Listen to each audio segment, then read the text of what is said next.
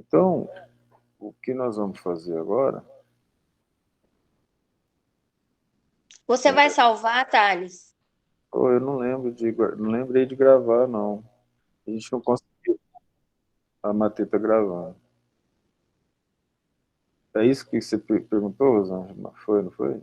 Rosana, foi para gravar, né? Foi sim. É. Então, veja bem. No estudo da Bíblia, que é pouco visto pelo espírita, por causa de uma coisa assim que nós temos o Evangelho segundo o Espiritismo. E tendo o Evangelho segundo o Espiritismo, os espíritas consideram que não há necessidade de estudar a Bíblia. Não, não concordo. Isso não foi Kardec, nunca falou uma coisa dessa. Quando a gente fala da Bíblia, a palavra Bíblia, estão todos vendo, né? A palavra Bíblia significa livro, do hebraico. E o povo hebraico, o povo judeu, né, desculpa,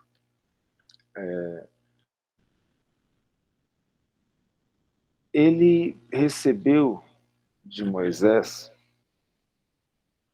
os, os 5 livros chamados Pentateuco. Pentateuco, penta de 5 livros. Essa é a Bíblia original. O resto dos livros, eles foram,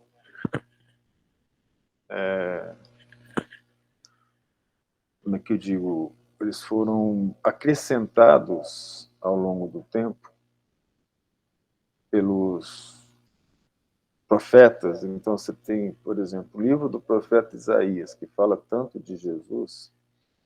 Eles nunca teriam entrado no Pentateuco, porque o Pentateuco é de Moisés. E são 5 livros do Pentateuco mosaico. Começa com a Gênese e termina, agora não lembro com qual que termina, com Deuteronômio. Então, esse Pentateuco mosaico de Moisés aqui, ó, ele começa com a Gênese, ele escreve, é Moisés que escreve, né? Depois, o segundo é o Êxodo, que conta a história da saída do povo judeu e, do Egito. Depois ele tem o Levítico, que é o livro que representa a base das constituições civis de todos os países do mundo. É a base legal da civilização judaica, assim como Números também. Então ali tem conselhos como não comer carne de porco, por exemplo. Isso não tem no mundo inteiro, né? Eu explico. Parece que eles já sabiam que comer carne de porco poderia gerar a infecção com a tênia sólida. E aí ele proibiu. E Deuteronômio tem as proibições várias também, inclusive a de consultar espíritos. Deuteronômio. Deuteronômios. Deuteronômio. Esse aqui é o Pentateuco. Deuteronômio. Esse aqui é o Pentateuco mosaico.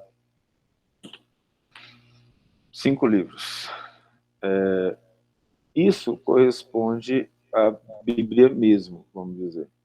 5 livros. Acontece que a Bíblia, hoje, que a gente pega, ela tem vários livros, porque foram os fariseus que determinaram isso. A Igreja Católica, a Igreja Romana, vamos escrever aqui, ela escolheu 5 livros, também um Pentateuco, sobre a vida do Cristo e sobre as informações do Cristo. Eu vou explicar. Nenhuma história do Cristo ficou para a posteridade na época em que ele era vivo. Isso não aconteceu. Vou voltar aqui. Esse Pentateuco mosaico, de acordo com os estudos espíritas, ele representa as informações da primeira revelação, chamada justiça. A segunda, né, vamos dizer, eu vou inverter aqui, colocar de vermelho, as histórias do Cristo, elas foram escritas por dois apóstolos, Mateus e Marcos, e por Lucas, que não foi apóstolo, por João, desculpa, três apóstolos, por João. Dois foram escritos por João. Então, o Pentateuco dele é o Evangelho de Mateus, que é o mais estudado, e ele começa colocando todas as gerações que chegaram até Jesus, porque o livro de Isaías, o profeta Isaías, falou que o Cristo viria da geração de Davi, que ele era descendente de Davi, da tribo de Davi. O Evangelho de Marcos é um evangelho mais simples, que é quase que assim, um resumo. O terceiro que nós vamos estudar, que é o mais completo, Lucas era considerado curandeiro da época dele, poeta. Então, ele, na verdade, ele escreveu a história do Cristo como um historiador. Ele recebeu o dinheiro e ele foi pago para buscar a história do Cristo. Então, ele foi até os locais onde o Cristo nasceu, conversou com os parentes do Cristo e buscou as informações diretas lá. É o mais completo deles. O Evangelho de João, que foi o evangelho mais importante para determinar os dogmas católicos, é um evangelho considerado assim em êxtase, porque São João escreveu assim como se estivesse falando de forma bastante mística.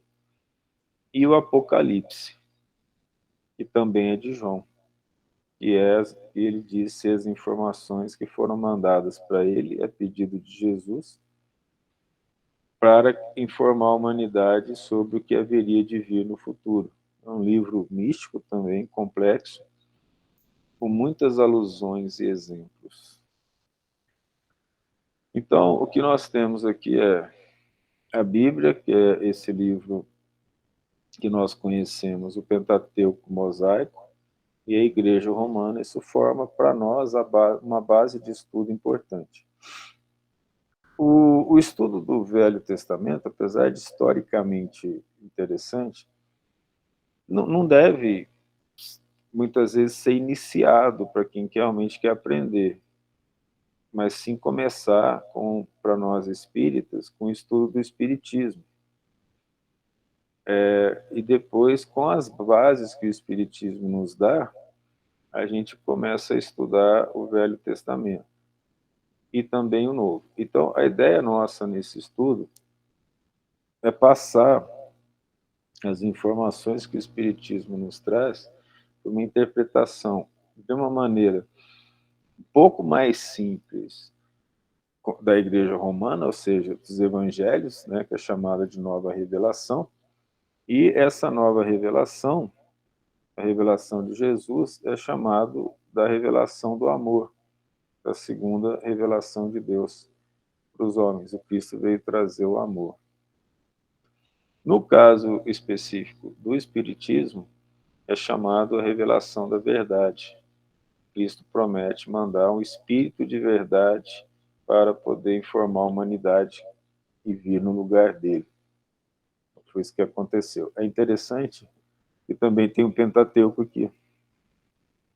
Nós começamos Livro dos Espíritos, 1857. Eu acho que não sei se Kardec tinha noção disso, eu acho que ele não tinha, até porque ele morreu, ele queria deixar outros livros.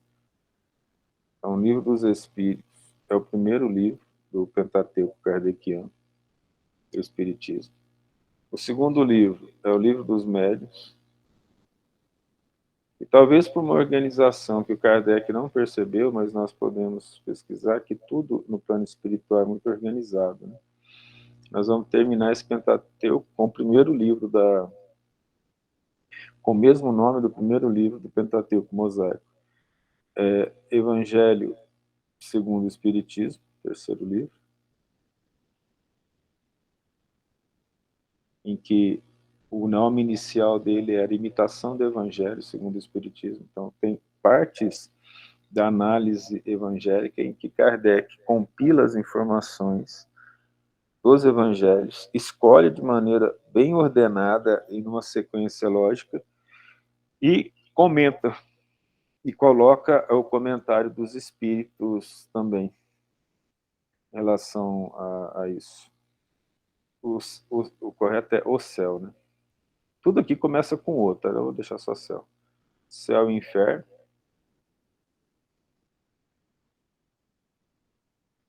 Um livro muito gostoso de ler, muito interessante. Todos eles são. E a Gênese e as predições segundo o Espiritismo, é uma coisa interessante. Termina então as revelações de Deus para os homens, com cada revelação, com um tipo de... com 5 livros.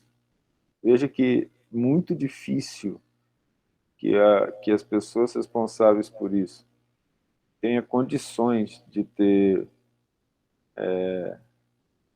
percebido os 5 livros. Veja que interessante.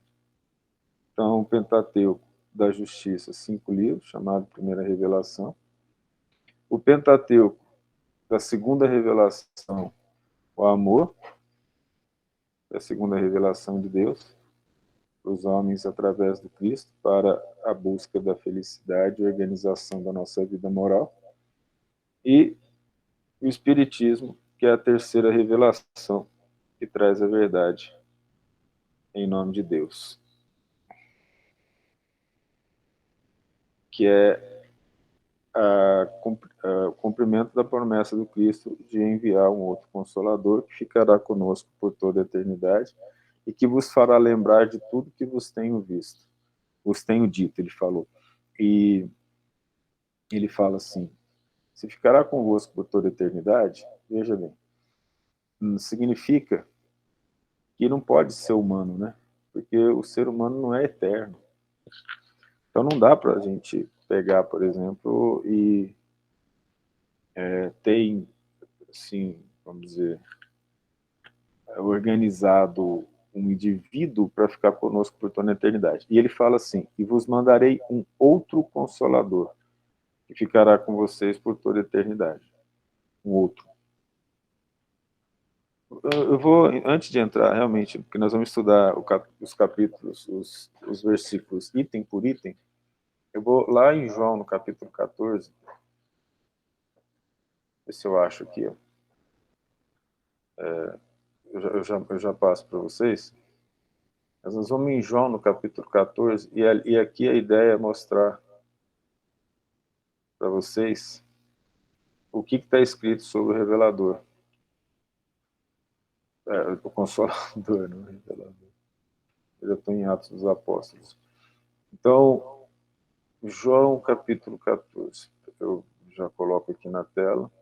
Vamos dar uma lida no capítulo 14 e vocês vão entender o que eu estou falando.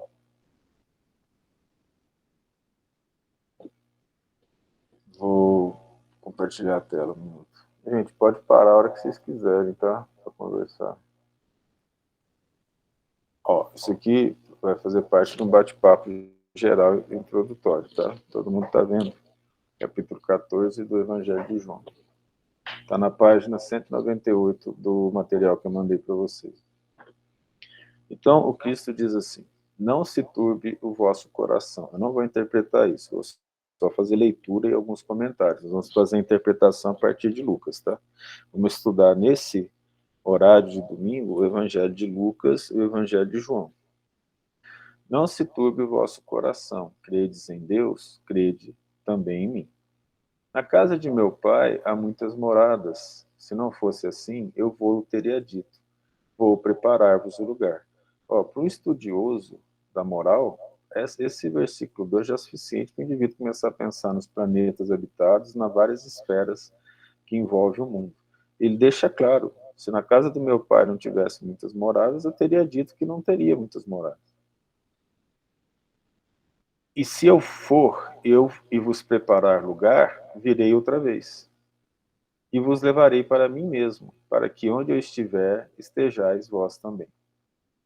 E já sabeis para onde vou, e sabeis o caminho. Aí disse Tomé, o famoso, né, que não acreditava. Senhor, nós sabemos para onde vais, nós não sabemos para onde vais, e como podemos saber o caminho? Então disse-lhe Jesus, eu sou o caminho e a verdade e a vida. Ninguém vem ao Pai senão por mim. O que ele quer dizer aqui? Deus me mandou para ensinar para vocês o caminho, a verdade e a vida evangélica, que é a vida da caridade e do amor. Se não me seguisse, eu não chego ao Pai. O Pai é o objetivo de todos nós. Se vós me conhecesseis a mim, também conhecerias a meu Pai. E já desde agora o conheceis e o tendes visto. Veja que interessante isso aqui, para quem sabe interpretar. É claro que ele não é Deus, mas ele se mostra fazendo a vontade de Deus. Se vocês acham que uma criança estudiosa de 10 anos de idade, ela consegue separar a inteligência e a capacidade de um professor ou de alguém que lhe ensina? Então, se você mostra para ele e fala, esse aqui é um professor ou um mestre, um é extremamente capacitado, o outro nem tanto, mas ela só pode aprender para o nível de 10 anos de idade. Um tem capacidade de ensinar para todos os níveis, o outro até 10 anos de idade. Ela vai conseguir saber a diferença? É a mesma coisa para nós. Tudo que Jesus nos falou já é suficiente para entender Deus. A gente não tem condições de entender mais. Disse-lhe Felipe, Senhor, mostra-nos o Pai, e isso nos basta.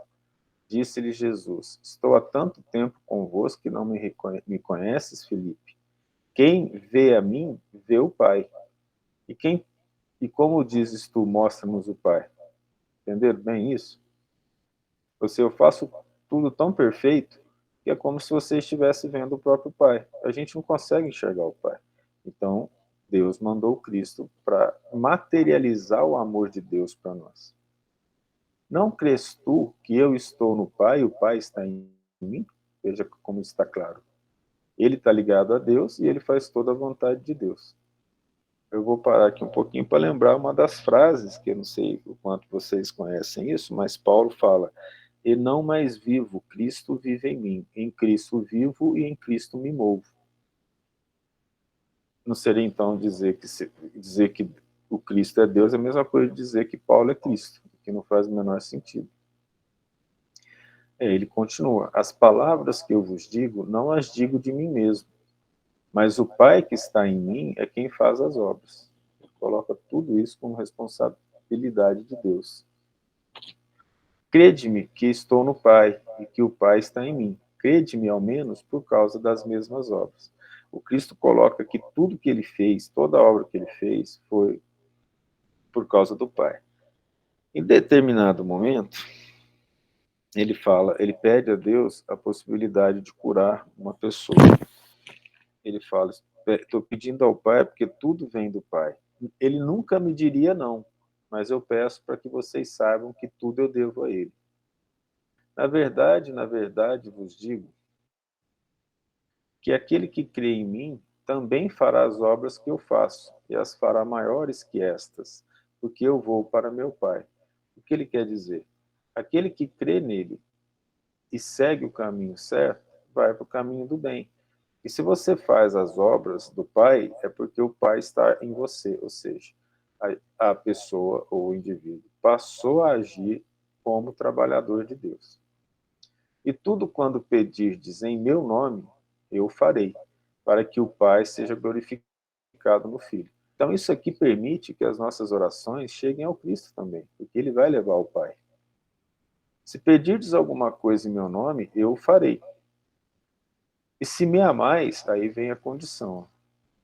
Para amar o Cristo, você tem que fazer a vontade dele. Guardai os meus mandamentos. Então, se vocês me amam, guarda o que eu ensinei. E eu rogarei ao Pai, e ele vos dará outro consolador. Olha a palavra aqui. A palavra importante é outro consolador. Não é o mesmo consolador, é outro. O Espírito, para que fique convosco para sempre. É um outro, não é ele. Então, quando ele fala que vem, ele vem pelos ensinamentos do Pai, assim como ele fala.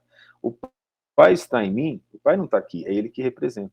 Quando ele fala, eu volto, ele diz, voltarão os meus ensinamentos, não ele em si vai voltar. Aí ele chama esse Consolador de o Espírito de Verdade. Aí no nossos estudos de terça-feira, somados com esse, vocês vão ver quem é o Espírito de Verdade. Que o mundo não pode receber, porque não o vê nem o conhece. Não é hora.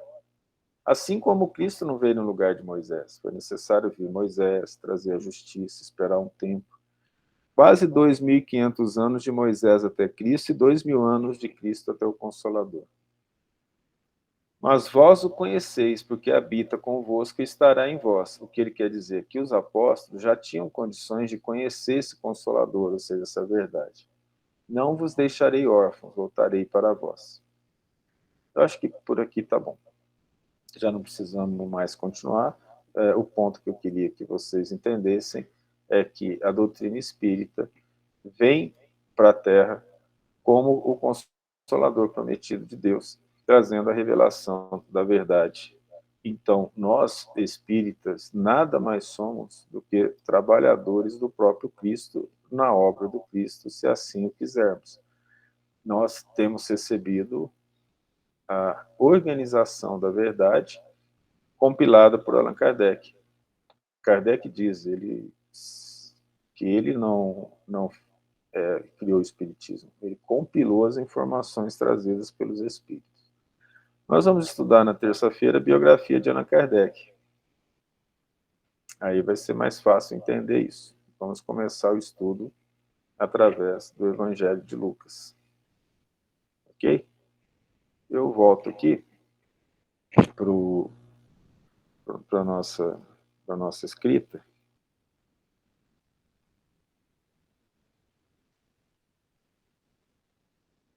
Que a gente estava aqui, para mostrar essa relação que existe entre os, vamos dizer assim, eu queria que você funcionasse, bicho. Ah, tá. Entre essas relações, vamos dizer assim, dos evangelhos, né, aqui no trabalho que a gente está vendo, entre as revelações dos livros que foram trazidos. A gente nunca foi deixado de lado, Deus sempre nos mandou isso. Para entender a Bíblia, a gente fica um pouco confuso em relação ao tempo. A Bíblia traz, vamos colocar aqui, ó, o Novo Testamento é chamado de Novo Testamento pelo próprio Jesus. Ele disse, é a boa nova. O Novo Testamento é a boa nova. O que é a boa nova para Jesus? Ou seja, eu trouxe uma nova informação para o mundo. E as informações dele foram gravadas, como nós falamos, pelos evangelistas, aqueles que escreveram o Evangelho. Paulo escreveu o Evangelho, Tadeu escreveu o Evangelho, Tomé escreveu o Evangelho, Judas escreveu o Evangelho, não Iscariotes. E eles falam do Evangelho de Judas Iscariotes, mas ele é completamente apócrifo, ele não existe, de fato. Porque Judas suicidou, ele não ficou vivo depois. A Igreja Católica Romana é que escolheu quais desses evangelhos ficariam para fazer parte do grupo chamado Novo Testamento, tá claro? Eles escolheram 5 livros que foram aqueles que nós falamos ali. Para fazer uma análise do Novo Testamento, nós precisamos ter em consideração algumas coisas importantes. Lá no Evangelho segundo o Espiritismo, eles citam essas coisas que a gente vai analisar. Deveria ser assim, ó, o que tem nos evangelhos? Atos da vida do Cristo,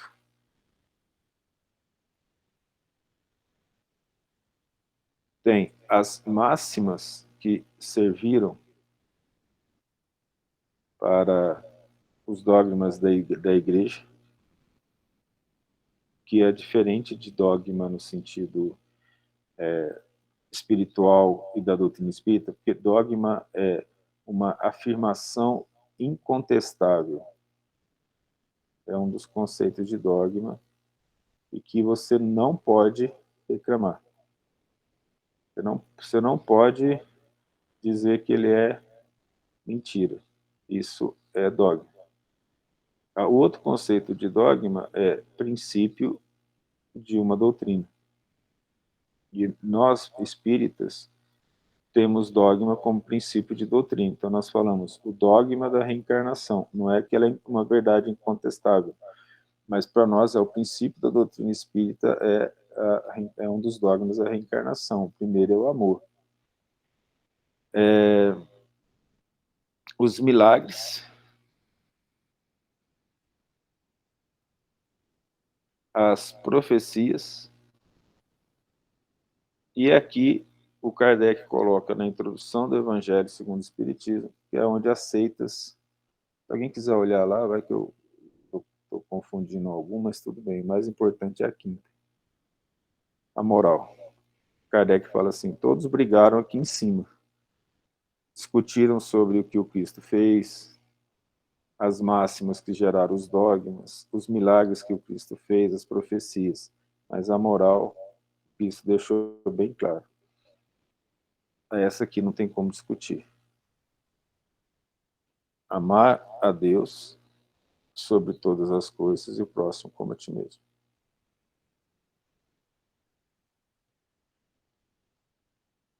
Eu mandei uma parte do Evangelho de João lá no nosso grupo do WhatsApp, né? Então foi uma parte da Bíblia que ele fala, um novo mandamento vos dou, que vos ameis como eu, que vos amem como eu vos amei. Amar a Deus sobre todas as coisas e ao próximo como a ti mesmo. A partir daqui, acabou. Isso aqui é suficiente. É tudo que nos interessa no estudo do Evangelho. O resto a gente vai pegar como base de entendimento das verdades cristãs. Mas não precisava de nada disso. A gente não precisava estar aqui estudando a Bíblia, estudando o Novo Testamento. Se o meu princípio é amar a Deus sobre todas as coisas, o próximo como a ti mesmo, eu já estou no caminho que Cristo falou para ser filho de Deus. O resto são todos comentários importantes em termos de conhecimento. Mas aqui está toda a base da moral do Evangelho que o Cristo ensinou. É nessa parte aqui, ó, que se as religiões, segundo palavras do próprio Kardec, se apegassem, elas não brigariam entre si. Porque quando você fala amar o próximo, você falar que eu não amo o outro de outra religião, você não está amando o próximo, você está considerando diferente. Por exemplo, os nossos irmãos evangélicos, eles se chamam filhos de Deus, e aqueles que não são evangélicos são ditos criaturas. Então, são dois tipos diferentes na cabeça deles. Se eu sou filho de Deus, eu estou salvo. Para isso, eu preciso crer. Aqueles que não creem nos preceitos do protestantismo inicial, né? Vou chamar de protestantismo, mas dos evangélicos, um evangélico tem que orar por ele para ver se ele vai ser salvo e para ver se ele vai crer. Porque se ele não crer que o Cristo é o Salvador, ele não vai para o reino dos céus. Essa é a ideia geral. Nós respeitamos tudo, mas cabe a nós aqui pensar que Deus não é tão tolo a ponto de que o indivíduo faz bobagem a vida inteira, faltando 2 meses para ele morrer, ele crê e vai para o céu. Seria, assim, considerar Deus um bobão, não é mesmo? E nós já passamos a analisar essa questão profunda do nosso coração, de que se Deus é soberanamente justo e bom, não posso conceber, logicamente, nenhuma injustiça por parte dele. A gente tinha comentado isso, tem falado isso no estudo de terça-feira, ok? Então tá bom. Pessoal, eu não sei se vocês estão mandando mensagem, mas eu falo, eu vou olhar de frente aqui. Eu tenho uma tela de computador aqui, eu tenho o meu computador aqui, e aí eu estou escrevendo aqui. Então, como eu estou olhando para cá, eu não estou vendo o que vocês estão mandando nessa tela onde eu estou ligado a vocês. Por isso que vocês me veem de ladinho, é o melhor perfil, tá? Já estudei tudo, cadê? Então, essa questão, se vocês mandarem mensagens, eu não vou ver. Então, ou alguém me avisa, ou vocês ligam aí o fone e me manda mensagem, tá bom? Deixa eu deixar isso claro. Tá bom. Então, agora, vamos começar o estudo do Evangelho com alguns detalhes. No estudo de terça-feira, somados a algumas informações do Apocalipse, da Gênese, do livro A Caminho da Luz, do Emmanuel, nós temos os chamados espíritos degregados de capela. Por que eles são importantes no estudo da Bíblia? Espíritos degregados que nós falamos lá.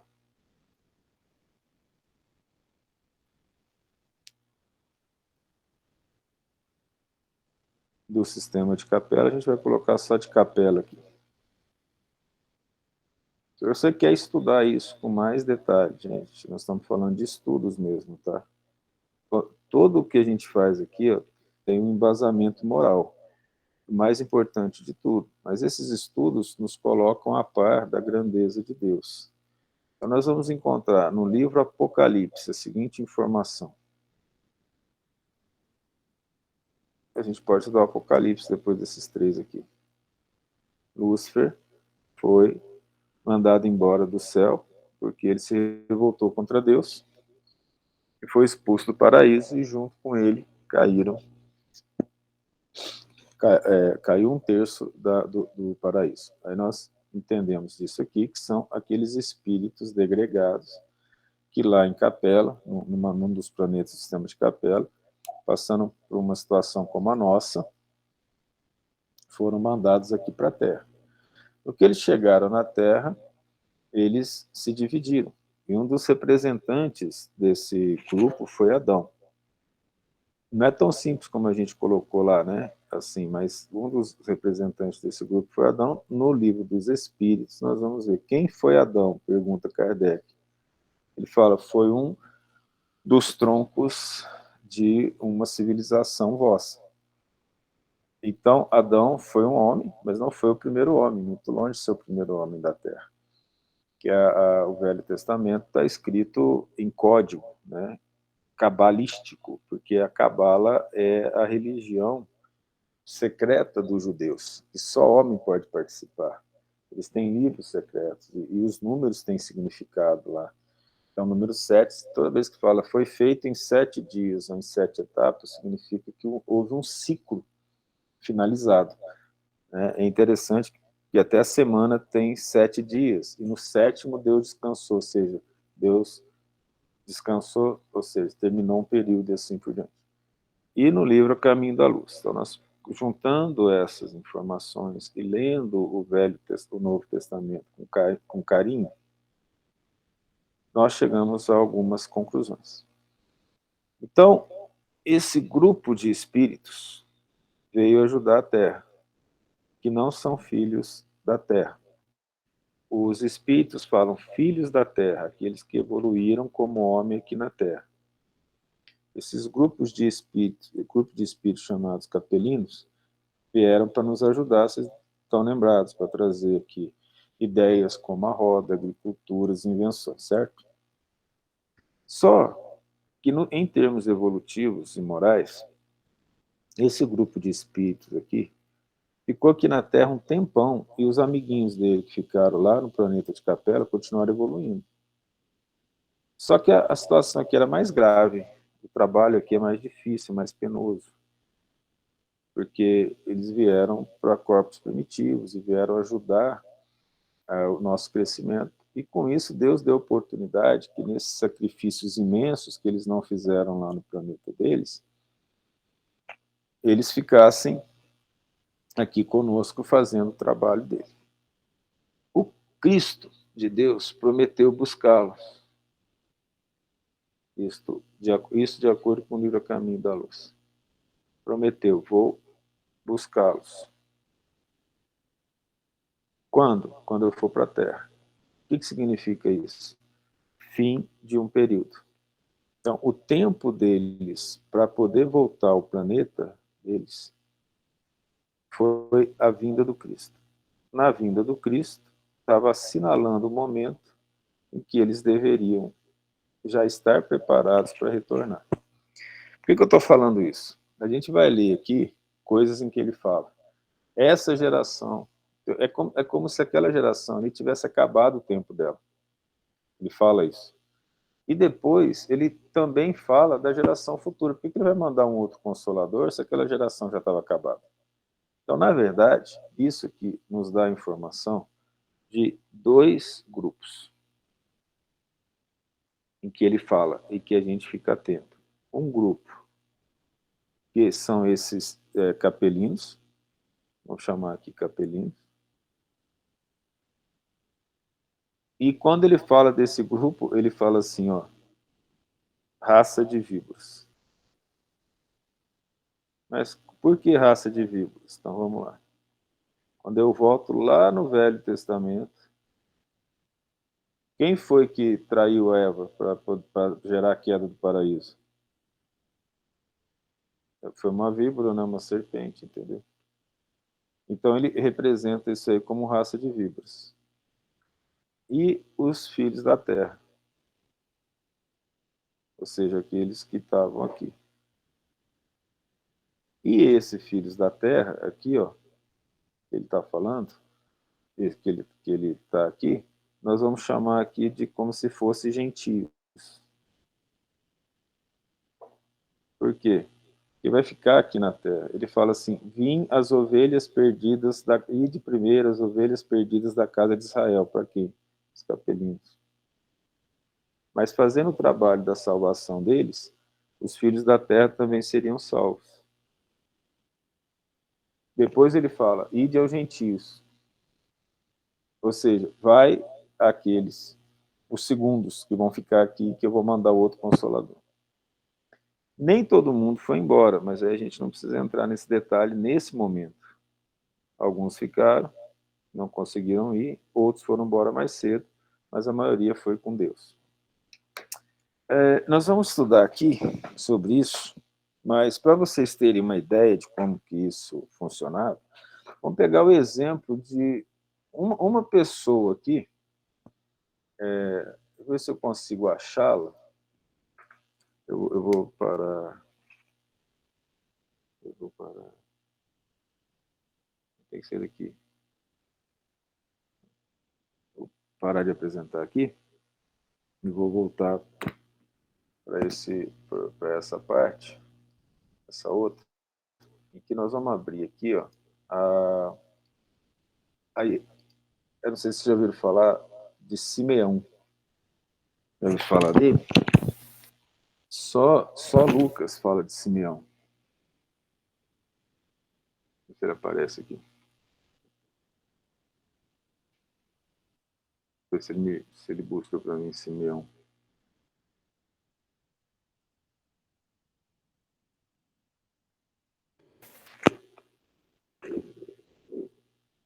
Demorando um pouco. Tá bom. Se ele não buscar aqui, eu busco no. Aqui. Bom, já é no capítulo 2 já. Olha aqui, pessoal. Eu estou pulando, não comecei o estudo ainda. Tudo aqui é bate-papo, tá bom? Tá claro? Então vamos lá. Vamos pegar um representante desse sistema de capela para vocês entenderem. E aconteceu naqueles dias que saiu um decreto, não é aqui não.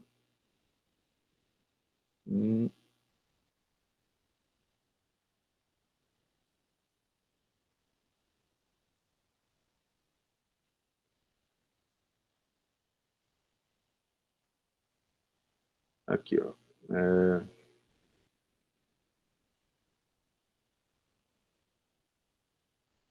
Aqui.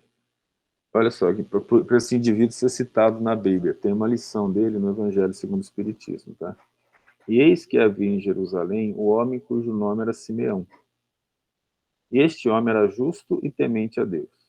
E esperava a consolação de Israel. Olha aqui, ó. Esperava a consolação de Israel. Como eu já estudei isso, eu marquei isso. E o Espírito Santo estava sobre ele. Aquele mesmo Espírito Santo que ele fala que eles não podiam ver, mas que os apóstolos podiam ver. Então, havia pessoas que já estavam entendendo a verdade, e quando ele fala que o Espírito Santo estava com ele. É um homem justo sobre ele. E fora divinamente revelado pelo Espírito Santo que ele não morreria antes de ter visto o Cristo do Senhor. Entenderam a questão? Por quê? Porque ele era um representante desse pessoal de capela que fez o trabalho dele. E ele já tinha condições de compreender a verdade. E pelo Espírito foi ao templo, ele foi levado ao templo. E quando os pais trouxeram o menino Jesus, veja só, o menino Jesus com 8 dias, e para com ele procederam segundo o uso da lei, que é a circuncisão.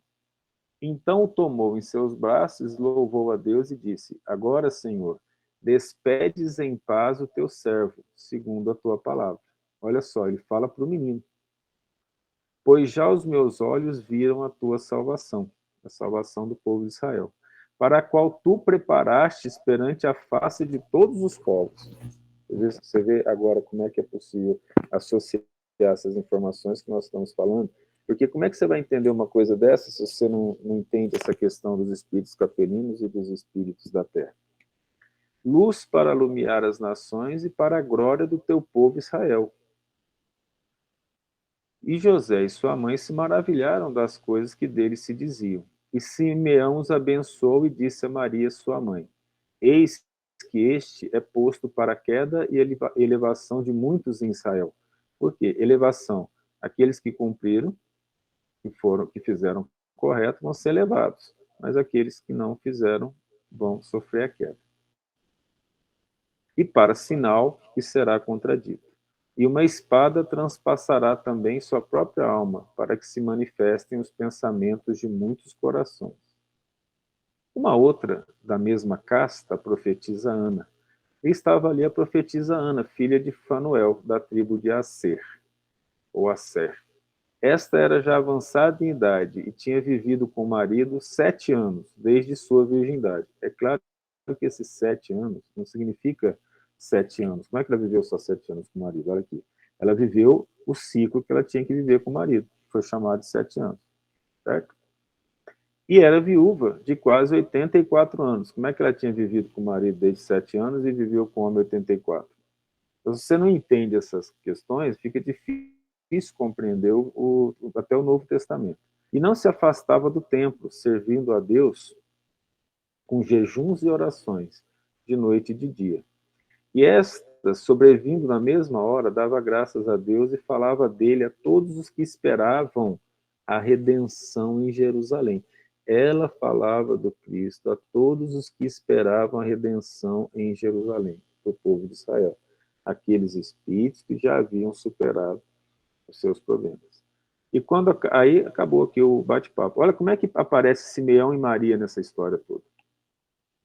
Agora já faz sentido. Quem era Simeão e Maria? Eram representantes desses espíritos que vieram de Capela devido aos seus problemas, ajudaram na terra e chegou a hora deles retornar. Então Cristo fala para os dois. Ele fala para eles, para esses espíritos na qual ele veio pegar, veio trazer consolação e levá-los de volta, e fala para aqueles que são os filhos da terra. E agora vai ficar mais fácil a gente entender isso, ainda mais quando ele fala assim para os fariseus: hipócritas, raça de víboras. E aí ele vai falando, ele vai ensinando para aqueles que não fizeram corretamente, que está perdendo a segunda chance. Vocês imaginam, gente, esses espíritos aqui? Vamos colocar aí 15, 20 mil anos que eles saíram do planeta deles, vieram para a Terra para poder se melhorar, e mesmo diante desse tempo todo, ainda continuaram fazendo isso. Um desses espíritos que a gente pode conhecer, nós temos aqui exemplo do Simeão e da Ana, que eram dos bons, mas um desses espíritos é Nero, que mandou colocar fogo em Roma. Pilatos, um desses espíritos que não foi para casa, vamos dizer assim. Herodes, um desses espíritos que não foi para casa. E vamos parar por aqui, para a gente não chocar muito. Tá? Para vocês terem ideia como que Nero não foi para casa, Nero botou fogo em Roma e destruiu Roma. A doutrina espírita soube, pela mediunidade do Chico Xavier, nós espíritas, que o Juscelino Kubitschek era a reencarnação de Nero. Ele tacou fogo numa cidade, destruiu uma cidade e veio com a missão de construir outra cidade. Entendeu? Ele então esteve conosco ainda. E está, por exemplo. Agora a gente respira um pouco, tudo bem? Podemos começar a nossa leitura. Algum comentário, alguma pergunta sobre isso? Estou falando de forma que todos estão entendendo?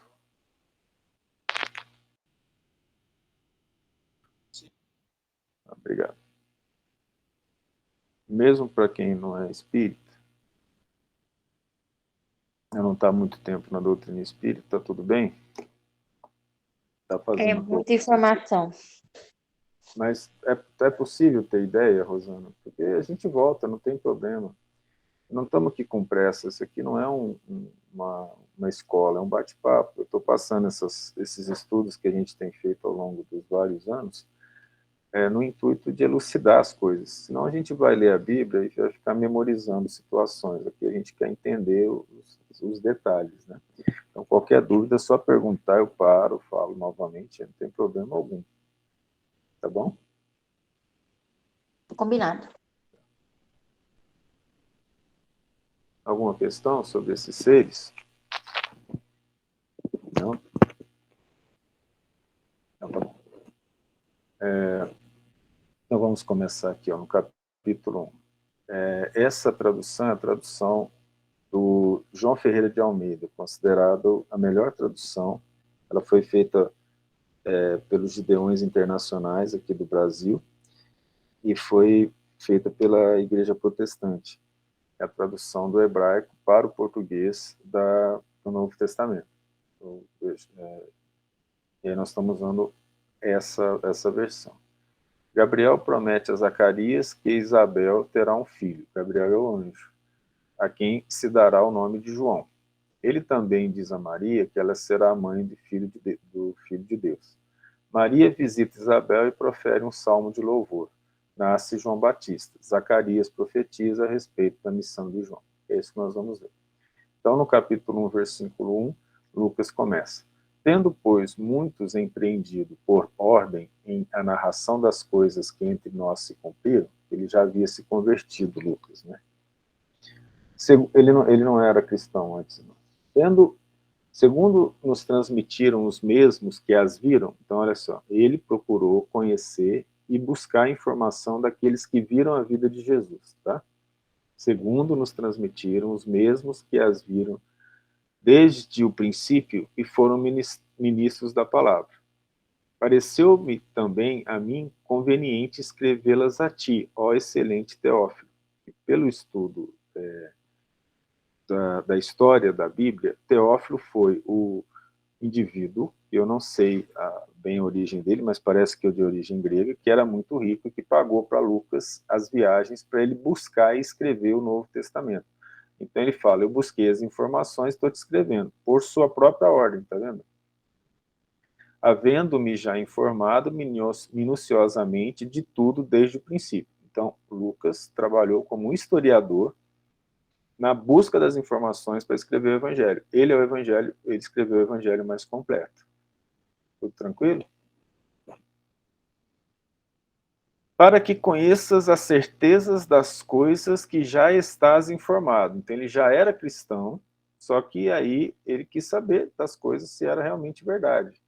Aí botou Lucas para trabalhar para ele. Aí ele começa. Existiu no tempo de Herodes, rei da Judéia, um sacerdote chamado Zacarias, da ordem de Abias, cuja mulher era das filhas de Arão, e seu nome era Isabel. Então vamos parar um pouquinho. Quem é Arão? Alguém aí sabe? Arão é o irmão de Moisés. E Moisés não teve descendência, não teve filhos. Então a descendência do povo de Israel veio de Arão, o irmão de Moisés, que gerou a geração de Davi, que gerou Cristo. Então ele não está falando isso à toa. Claro que isso é informação só, tá? Mas estou passando a ideia aqui. E eram ambos justos perante Deus. Eles eram espíritos capelinos que já tinham se transformado, andando sem repreensão em todos os mandamentos e preceitos do Senhor. Está vendo isso? Eles eram virtuosos. E não tinham filhos, porquanto Isabel era estéril. E ambos eram avançados em idade. A esterilidade aqui era um pouco grave para aquela época, porque Dizer que ela é estéril e ela vai ter filho é uma coisa complicada. Mas, por exemplo, existem mulheres que têm o útero chamado retrovertido. Você quer, o pessoal da medicina quer explicar isso? O Matei, Ana Paula, Guilherme, não sei se tem mais alguém aqui. Ou a anatomista, a professora Rosângela, a outra anatomista, a professora Giovana. Vocês querem falar alguma coisa sobre isso? Ah, obrigado. Fugindo do compromisso. O útero da mulher, normalmente, ele é uma perinha assim, ó. Vou fazer assim pra você. Só que essa parte voltada para frente, ela é assim. Daquela barriguinha assim. Algumas mulheres que ficam incomodadas, tentam emagrecer, mas não desaparece, porque aquilo é a projeção uterina. E essa é a posição normal da fecundação, tá? Assim. Algumas mulheres têm outra assim, ó, voltado para trás, chamado retrovertido. E ele ainda pode ser fretido para trás, ele pode ser assim, ó, dessa forma. Então, ele é retrovertido e retrofretido. Esse tipo de útero é muito difícil engravidar. Então, a mulher tem tudo normal, os ovários normais, o útero funciona normal, mas ela tem dificuldade em engravidar. Eu não vou entrar nos detalhes para explicar isso em termos fisiológicos e anatômicos, eu apenas estou falando, esse é um tipo de esterilidade, tá certo? Então, para aquela época, a medicina não era nada avançada a ponto de saber isso. Não tinha raio-x para saber que tipo de útero que tinha, e não tinha toque também. Não dava como, tinha como fazer toque, daí a pessoa conhecer a anatomia suficiente. Nessa época, não se conhecia a anatomia interna muito bem, para vocês terem ideia, os gregos ainda achavam que o centro do pensamento, dos sentimentos, era o coração, não necessariamente o cérebro. O cérebro era para resfriar o sangue. Essa era a função do cérebro nessa época. Eles entendiam. Então, dentro dessa situação, a falta de conhecimento, quando ele fala estéreo aqui, ó, é que eles tinham tentado e não conseguiram ter filho. Tá certo? E aconteceu que, exercendo ele o ofício de sacerdote diante de Deus, ou seja, ele era o principal da sinagoga. É isso.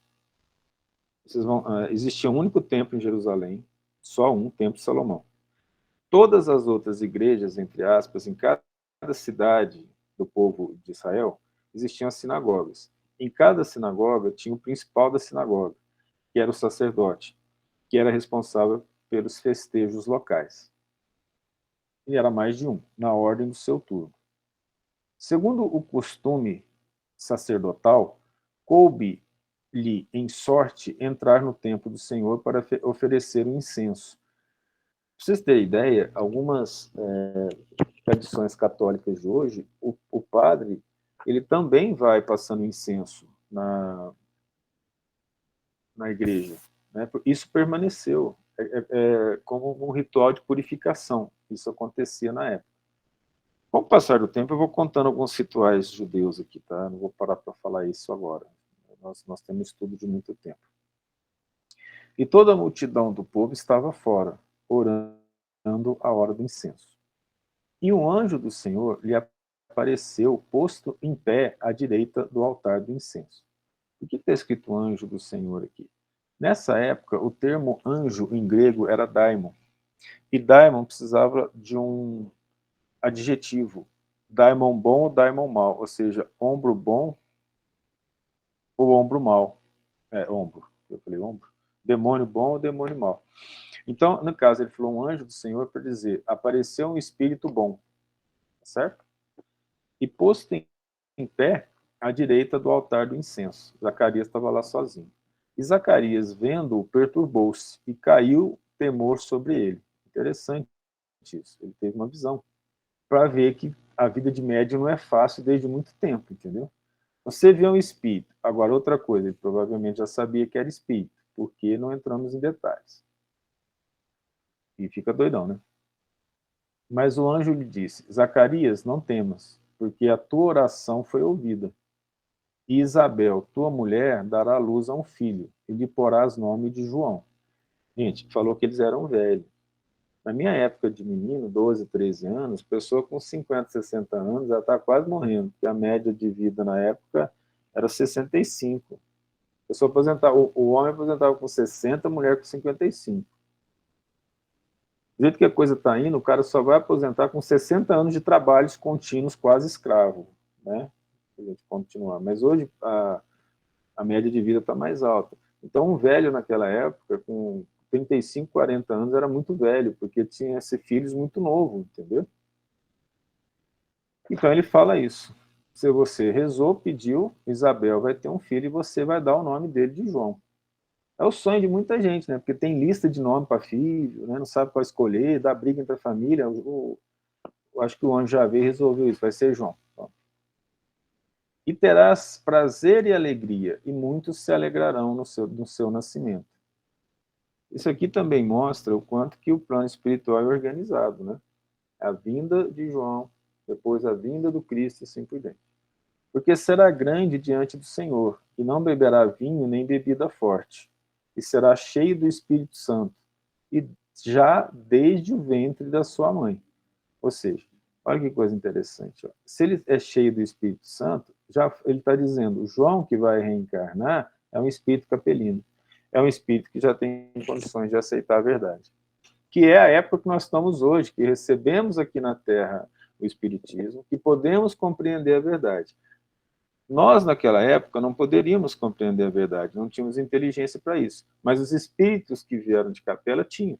Está entendendo a diferença disso? Eles deixam bem claro isso para nós. E converterá muitos dos filhos de Israel ao Senhor seu Deus. Olha só o amor de Deus. Muitos daqueles que estão aqui há 30 mil anos ainda não se converteram, mas ele vai vir e ainda vai converter muitos dos filhos de Israel. Quem são os filhos de Israel? Os capelinos.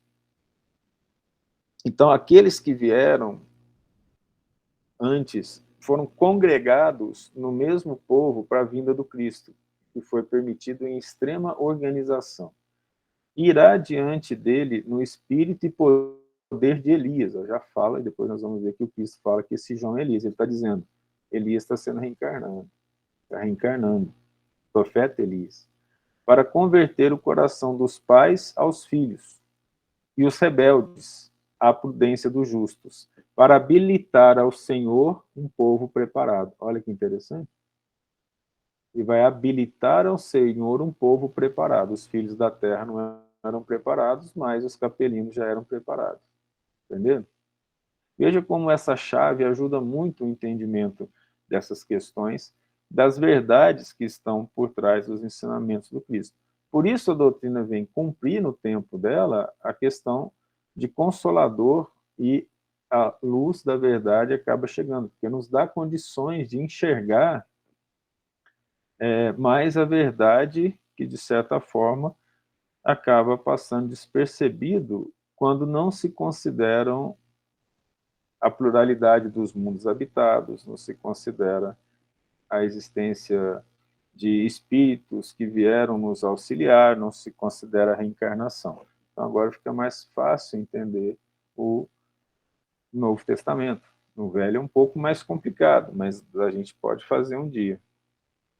Nós somos espíritos eternos, então um dia a gente faz, se for o caso, Deus assim permitir. Por hoje é só. E aí, se tiver alguma dúvida, alguma coisa para falar, a gente está à disposição, senão nós vamos terminar. Fazer a nossa oração final.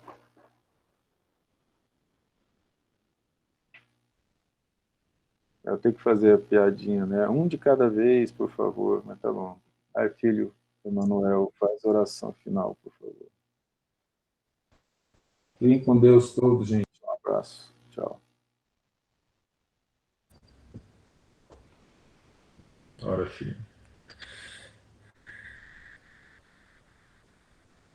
Mestre amado Jesus, muito obrigado pelo estudo de hoje. Obrigado por esta oportunidade de começarmos o estudo da Boa Nova. Estudarmos os teus ensinamentos, os teus exemplos, entendermos melhor a moral que nos aproxima de nosso Pai, os nossos próprios vícios que nos afastam dele. Possamos perseverar no estudo, na tentativa de sermos melhores na aplicação desses ensinamentos cada dia de nossas vidas, sem nos permitirmos transformarmos tão belas dádivas em motivo de ilusão ou de queda, cultivando as bênçãos que o Senhor trouxe para nós. Que assim seja. Beijão, Confia, gente. Senhor. Fique com Deus.